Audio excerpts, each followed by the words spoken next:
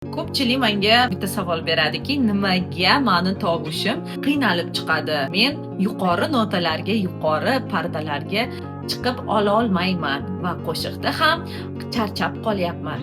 Bilasizmi, agar sizning badaningizda siqilish bo'lsa, tovushingiz ham siqilib chiqa olmaydi. Bizning darslarimiz ovoz mashqidan boshlanmaydi.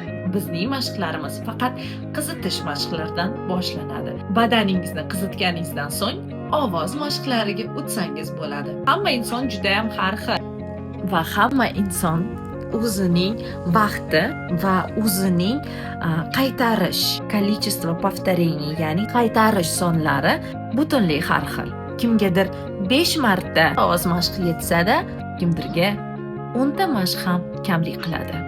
Shuning uchun ovoz mashqlarini qilishdan avval qizitish mashqini olib boring va bu bazaviy odatni har kuni qiling. Ana o'shanda professional xonanda bo'lishga tayyorsiz.